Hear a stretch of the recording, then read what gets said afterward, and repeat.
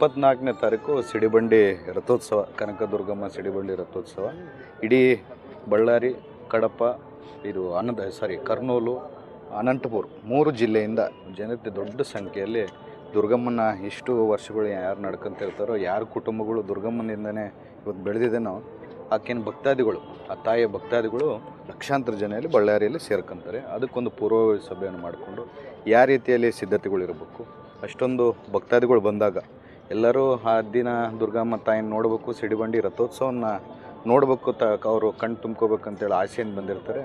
ನಾವು last time ಅದಕ್ಕೆ ಮುಂಚಿನ ವರ್ಷ ಎಷ್ಟೇ ವ್ಯವಸ್ಥೆ ಮಾಡಿದ್ರೂ ಕೆಲವಷ್ಟು ಜನ ಗುಡಿಯೊಳಗೆ ದರ್ಶನ ಆಗ್ದಂಗೆ, ಸಿಡಿಬಂಡಿ ಹತ್ರ ಬರೋಕ್ಕೆ ಆಗ್ದಂಗೆ ಎಲ್ಲೆಲ್ಲೋ ದೂರದಿಂದ ಬಂದವರು ಹಂಗೆ ವಾಪಸ್ ಹೋದಂಥ ಘಟನೆಗಳು ನಮಗೂ ಗೊತ್ತಾಗಿದೆ. ಅದಕ್ಕೋಸ್ಕರ ಯಾರಿಗೂ ತೊಂದರೆ ಆಗಬಾರ್ದು, ಪ್ರತಿಯೊಬ್ಬ ಭಕ್ತ ಬಂದವರು ಆ ದುರ್ಗಮ್ಮನ ಆಶೀರ್ವಾದ ತೊಗೋಬೇಕಂತ ಹೇಳ್ತಾ ಆ ನಿಟ್ಟಿನಲ್ಲಿ ಯಾವ ವ್ಯವಸ್ಥೆಗಳು ಮಾಡ್ಕೋಬೇಕು, ಯಾವ ರೀತಿಯಲ್ಲಿ ಮಾಡ್ಕೊಂಡ್ರೆ ಎಲ್ಲರೂ ಭಕ್ತರಿಗೆ ಅನುಕೂಲತೆಗಳು ಆಗುತ್ತೆ ಅಂತೇಳಿ ಇವತ್ತೊಂದು ಪೂರ್ವಭಾವಿ ಸಭೆಯನ್ನು ಮಾಡ್ಕೊಂಡು ಎಲ್ಲ ಅಫಿಷಿಯಲ್ಸ್ಗೊಂದು ಇನ್ಸ್ಟ್ರಕ್ಷನ್ಸನ್ನು ಕೊಟ್ಟಿದ್ದೀವಿ. ಅದೇ ರೀತಿಯಲ್ಲಿ ಮಾಡ್ಕೊಂಡು ಹೋಗ್ತೀವಿ.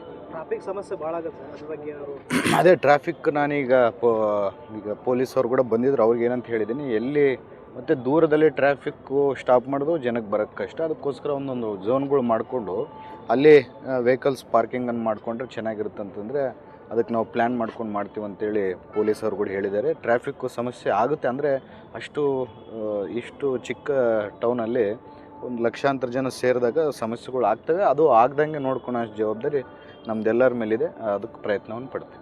ಸರ್, ಈಗ ಬಜೆಟ್